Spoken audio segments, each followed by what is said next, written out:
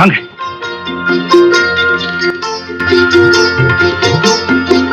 ஓ, eagle match work.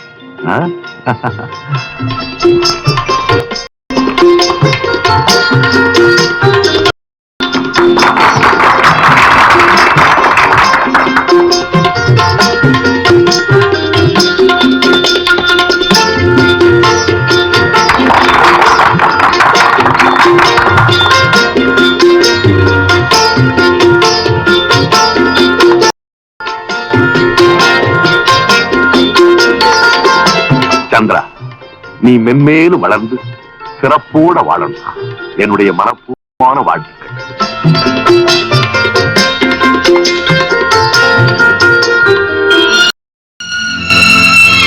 Chandar, வாங்க pass. வாங்க. உட்காரு. தேங்க்யூ.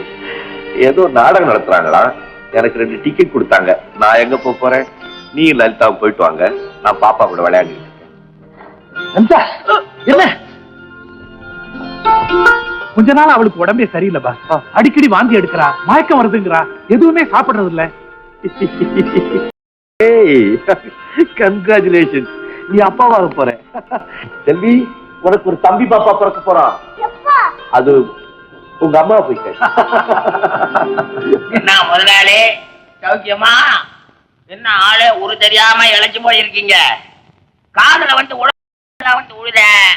ஆமா ஆமா, மனுஷனுக்கு வரக்கூடாத ஒரு நிலைமை வந்துட்டா ஊருக்குள்ள பேசக்கூடாதெல்லாம் நான் பேசுவான். எதுக்கும் நல்ல ஜோசியரை பார்த்து உங்க கையை நீட்டுங்க. ஏன்னா நீங்க நடுத்தெருல வந்து நின்ற கூடாதேன்ற கவலை தான். ஏன் தடுக்கிற? பேசட்டும், அதுல அவருக்கு ஒரு இன்பம். பேசுங்க. இதுக்குதான் அன்னைக்கே சொன்னேன், வீடு தேடி வர சீதேவிய உதறி தள்ளாதீங்கன்னு. கேட்டீங்களா? வயசுல மூத்தவன், இப்பயும் ஒன்னும் கெட்டு போல. ஊருக்குள்ள நல்லா என் மாதிரி பெரிய மனுஷன் கைய கால புடிச்சு பழையபடியும் தலையெடுக்கிறதுக்கு வழிய பாருங்க. உன்ன மாதிரி மனுஷத்தன்மையே இல்லாதவரை நான் பார்த்ததில்லை. என்னையா வெளிய போன்னு சொல்றேன்? நான் ஒன்னும் உங்ககிட்ட பழைய பாசத்தை காமிச்சு பல்ல இழிச்சு உதவி கேட்க வரல, குடிச்ச பணத்துக்கு வட்டி கேட்க வந்தேன். சரி சரி, நீயே அனுப்பி வைப்போ. என்ன மன்னிச்சிருங்க. இதுக்கெல்லாம் கவலைப்படுற நிலைமையிலிருந்து நான் விடுபட்டுட்டேன் சந்தர். என்ன திட்டவங்களுடைய வாயெல்லாம் வலிக்கும்னு தான் நான் வேதனைப்படுறேன். செல்வி, செஸ் போர்டு எடுத்தாமா விளையாடலாம்.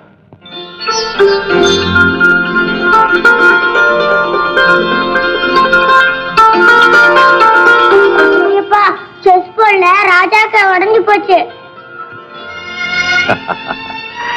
அது எவ்வளவுதான் உடைஞ்சாலும் ராஜா ராஜா தாம்மா. நிஜமா கூப்பிட்டீங்களா? நாளைக்கு மஞ்சு நினைவு நாள் இல்ல? ஆமா. வழக்கம் போல தான தர்மத்துக்கு ஏற்பாடு செஞ்சிட்டியா? நிஜமா இந்த நிலைமையிலையும் நிலைமை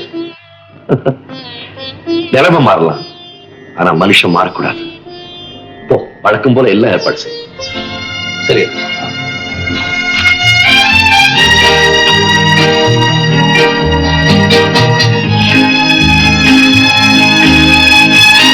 நீங்க மகராசனா இருக்கணும். ஐயா 100 ஆயுசா இருக்கும். ஐயா, நீங்க நீடூழி வாழணும்.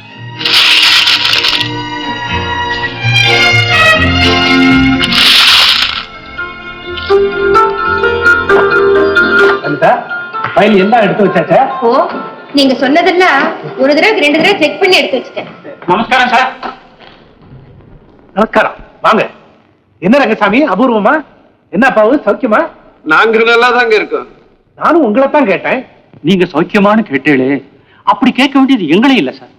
நீங்க சொல்றது ஒண்ணும் புரியலையே ரங்கசாமி. என்ன விஷயம் சொல்லுங்க. எங்க மன கஷ்டத்தை ஒரு வார்த்தை உங்களாண்ட சொல்லிட்டு போலாமேன்னு.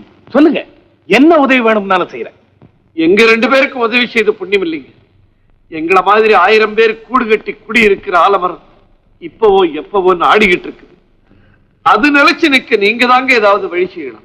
உங்களுக்கு தெரியுமோ என்னமோ சார், போன வாரம் ஒரு கப்பல் முழுகி போச்சு சார். மொத்த வியாபாரத்திலே ஏகப்பட்ட நஷ்டம். ஃபேக்டரியோட தரம் நாளுக்கு நாள் குறைஞ்சுட்டே வர்றது. கவனிக்க ஆள் இல்லாட்டி கடல் அளவுக்கு சொத்து இருந்தாலும் கரைஞ்சுதானுங்களே போகும். ஆமா, நானும் கேள்விப்பட்டேன். அவர் எனக்கு செஞ்சிருக்கிற உதவிக்கு என் உயிரை வேணும்னாலும் கொடுக்க தயாரா இருக்கு. ஆனா அவர் காலத்துக்கு தகுந்த மாதிரி தன்னை மாத்திக்க மாட்டேங்கிறாரே. பாருங்க, இந்த நிலையிலையும் கடனை உடனே வாங்கி தான தர்மம் பண்ணிட்டே இருக்காரு. வழக்கம் போல அது ஒரு பக்கம் லட்ச லட்சமா போயிட்டே இருக்கு. கொடுக்கிறதா அவர் கூட பிறந்த குணமாச்சு. அதுலதான் அவருக்கு ஆனந்தங்கிறப்ப நாம சொல்லியா நிறுத்த போறாரு. நான் அவசரமா பாம்பே போயிட்டு இருக்கேன். திரும்பி வந்ததும் ஏதாவது செய்ய முடியுமான்னு முயற்சிக்கிறேன். லலிதா, ஒரு வாரத்துல திரும்பி வந்துடுறேன். உடம்பு ஜாக்கிரதையா பார்த்துக்க.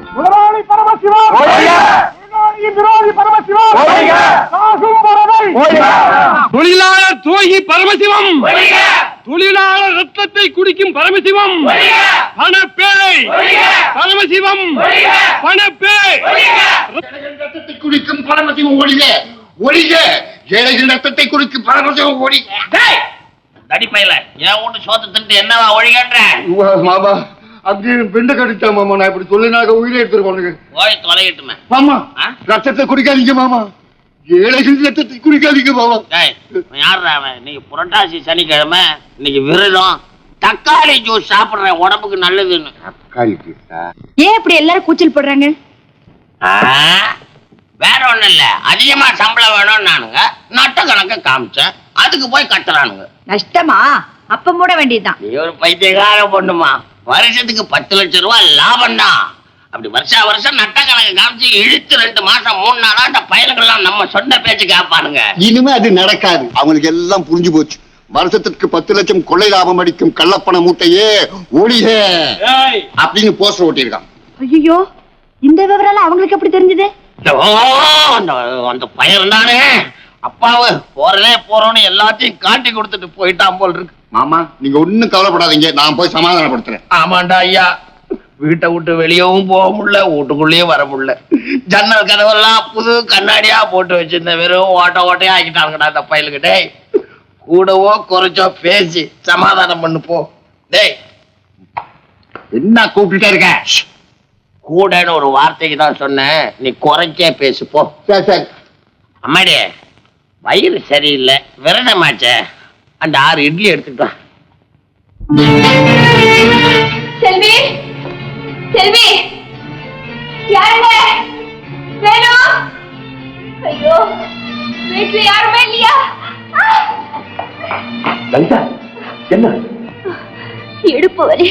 ஓ, இந்த மாதிரி சந்தர்ப்பத்தில் தான் தைரியமா இருக்கணும். நான் போய் உடனே டாக்டர் வர சொல்றேன். வேண்டாம், இங்க இருந்த டாக்டருக்கு போன் பண்ணுங்க. அவரும் ஊர்ல இல்ல. எனக்கு பயமா இருக்கு. நீங்க இருந்தா எனக்கு தைரியமா இருக்கும். நானா? நோ, நான் இங்க இருக்க வேண்டாம். ஏன் பாஸ்? லலிதா, இதே மாதிரி ஒரு சந்தர்ப்பத்துலதான் நான் என்னுடைய மனைவியை பறி கொடுத்தேன். நான் ராசி இல்லாதவன். நெல்லுங்க, நீங்கள ராசி இல்லாதவர். என் தெய்வம் நீங்க. தெய்வம் துணை இருக்கும் போது எனக்கு ஒரு குறையும் வராது. ஓகே, நான் போகல, இங்கே இருக்கேன். நீ போய் படுத்துக்க, நான் டாக்டருக்கு போன் பண்றேன்.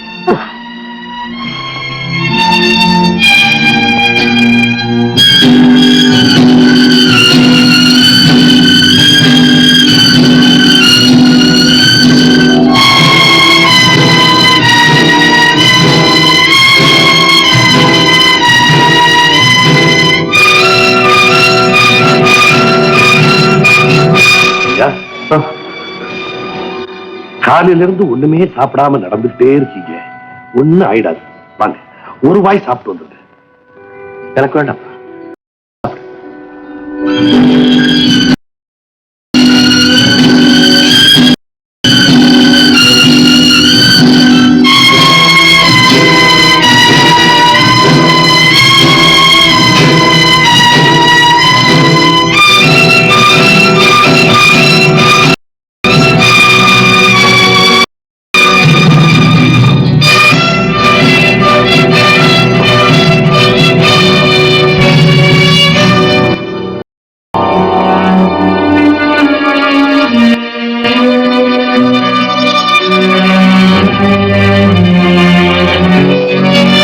மிஸ்டர் ரவி, லலிதாவுக்கு ஆண் குழந்தை பிறந்தது.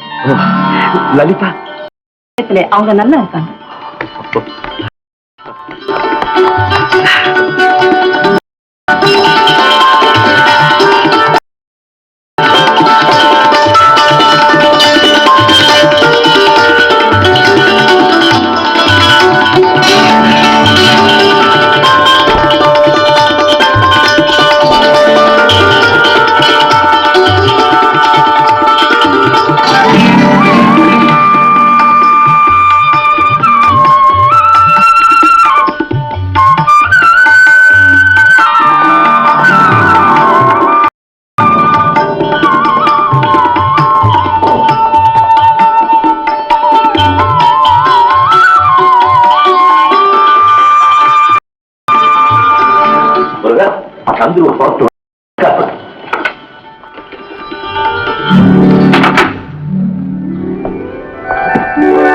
கங்க்ராச்சுலேஷன்ஸ்.